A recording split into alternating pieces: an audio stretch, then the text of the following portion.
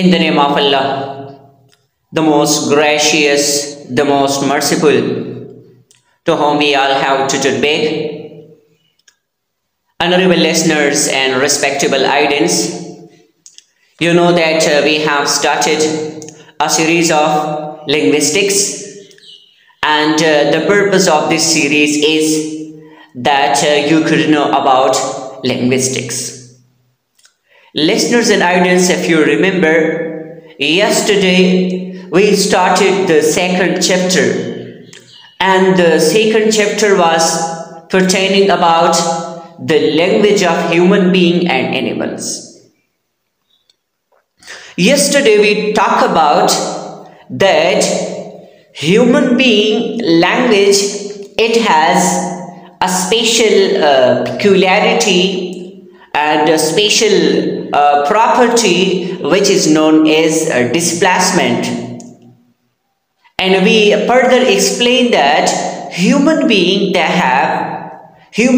have the ability to speak about present, past, and even sometime about future. And animals, they do not have this quality and this property. However, we talk about the bee that they have rare quality, or this kind of little quality they have of displacement, that they are informing other bees when they know about the nectars. But again, this quality in bees, it is very fixed and limited. It is finite.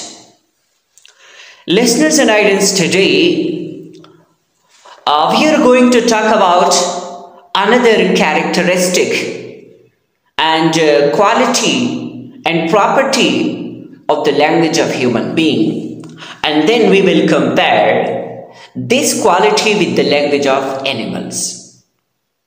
So our topic is arbitrariness. Arbitrariness is a quality, either it is present in the language of human being or not. We are going to talk about this topic in detail. But before going to talk about arbitrariness, I think a little background knowledge is required. If we don't know the background knowledge about arbitrariness, I think the topic is not easy. The topic is a bit difficult. So let me tell you something related to arbitrariness, then we will go to arbitrariness. You know, human language or any language, it is all about signs. It means these are signs which produce words, symbols, language, and then we understand. And this, in linguistics, we call this term semiotics. What is semiotics? Semiotics is the study of signs and symbols. The study of signs and symbols is called semiotics. Now, what is sign? Sign is the combination of two terms. The first known as signifier, and the next known as signified. So let me talk about first about signifier, that what is signifier and what is signified, and then what is the relationship between signifier and signified, because if there is no signifier, then there will be no signified. Both are interconnected. Signifier is physical term. Signifier is a material form of anything. It refers to anything which can be seen, which can be touched, which can be smelled. I'm repeating. signified refers to anything which can be seen, which can be heard, which can be touched, and which can be smelled. And even the words we speak, the language we speak, particularly the words, they are also signifiers. On the other hand, what is signified? Signified is the mental concept about the words, about the things which you see. I'm going to share with you some practical examples that these two terms can be more clear to you. Listeners and audience, the example of signifier is, for example, you see the word flower. It has written in a book, the word flower. So when you see the word flower, Flower, this word flower, it is signifier because you see it. It has been written on the page. Even you utter the word flower. But now, what is your concept about the word flower in your mind? What is the structure of the flower, the picture of the flower in your mind? The meaning of the flower in your mind. So this is called signified. Let me share with you another interesting example. If you see practically a red flag, so red flag is an example of signifier. Red flag. You may see the picture of a red flag on a book, or you see practically someone has prepared a red flag. Now, what is the mental concept of the red flag in your mind? It is a sign of danger, a sign of threat. If you talk about or you see a white flag, so watching white flag, it is what? It is signifier. But having mental concept, meaning of that in your mind, that is called signified. So what is the mental concept of the white flag in your mind? That is a sign of peace.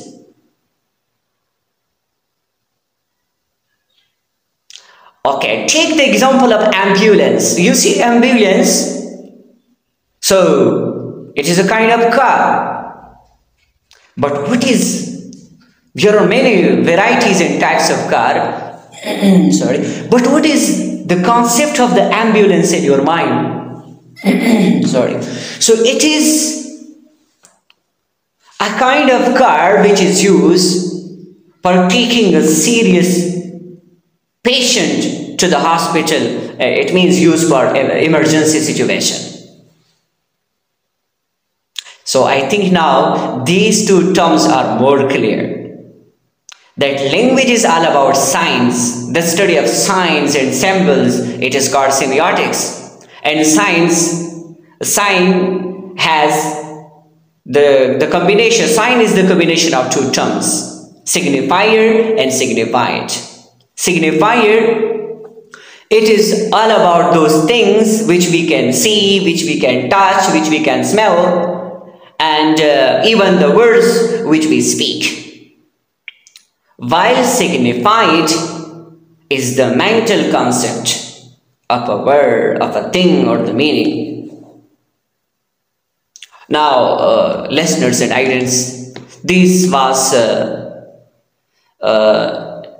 introduction just. I'm coming to now the main topic because background knowledge is required for the topic, so I share with you the background knowledge.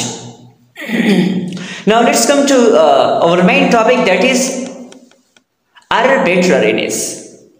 What is arbitrariness? The relationship between linguistic sign and object is called arbitrariness. I'm repeating this definition. The relationship between the linguistic sign and the object is called arbitrariness. As I talk about the signifier and signified, it means the word and meaning. The relation is called arbitrariness. That what is the relationship between the word and meaning? That is called arbitrariness. Now, we are going to talk about that as their linguistic sign and object have relationship. I'm repeating this question. As there is connection, natural connection between linguistic sign and object. If this is difficult, let me make it more easy. As there is connection between the word and its meaning, as there is connection between signified and signifier. So now, as I see generally that they are connected, but naturally they are not connected with each other. There is no natural connection between the object and between the signs you are talking about, or between the word and its meaning, or between the signifier and signified. But how it is possible now? There is a question that living things, human beings, they speak a language and they communicate with each other, they understand the meaning. We are going to discuss about. So generally, there is no natural connection between linguistic signs and object. Now, interesting point that is prerequisite that if we compare and talk about the human language, so generally there is no connection between the words and its meaning. Let me give you one example. For example, if you say a book, when you say book and then you're talking about the meaning of the book,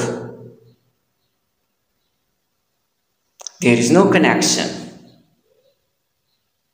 Even when you translate this book to another language, it has another meaning. Yes, meaning will be the same that we used to read. It is a source of information we used to read, but we explain it further. But naturally, there is no connection. For example, if you are talking about bal, what is the meaning of the bal in another language? No connection is there. So, it means that there is no connection between sign and the word and its meaning, sorry. But now, there is a question. The question is that only there is no connection between the word and meaning, or there is another creatures that have this quality. Yes, if we take the example of animals, natural connection is a very clear natural connection is present in the language of human being. It means between the sound and what they utter, or between the word and its meaning, the sound they produce. You know, human beings, they speak different languages, while birds, cat, and animals almost, they speak the same language. If you take the example of birds they speak the same language. If you take the example of the cats, they speak the same. But then, in every language, there is a way of words for them. That which words are used in this. But if you wanted to take a review of all animals and birds, they will produce the same sounds. And I have collected some of them. I'm going to share with you. But remember, I talk about that on the base of science and object, there is no natural connection. While this natural connection is found in human language. How? I talk about that human language, they speak the same. They do not vary, while human language vary. English is one variety, Pashto is another variety, Chinese is another variety, so they are different language, while the language of animals are the same. For example, cats utter meow meow. Take the example of horse neigh. Take the example of goat and sheep, they speak the same, bay. Take the example of the cow uttered moo, and donkey uttered he and haw. To make it more clear, there is no natural connection between word and meaning in human languages. I'm talking about a natural connection. Keep this point in your mind. If we are generally talking about, we take the meaning, we see the thing, and then we have the concept of that thing, we have the meaning of that thing in our mind. But I'm talking about a natural connection. Now you know natural connection, that what is natural connection here mean. Here natural connection here mean that what they uttered and what would be its meaning. Like for example, the cat say meow and its meaning is meow, and the dog say bow bow, its meaning is bow bow. Yes, this is natural connection, but then in each and every language, these sounds and these words have been changed to another terms. Like in English language, to bow bow we call bark. Okay. Now there is another important aspect about language which I am going to share with you, and the aspect is that there is a clear connection between animal signals and the word, and I already talked about that, and I presented before you example as well. Let's come to now compare this. What is comparison? What did we learn from this topic?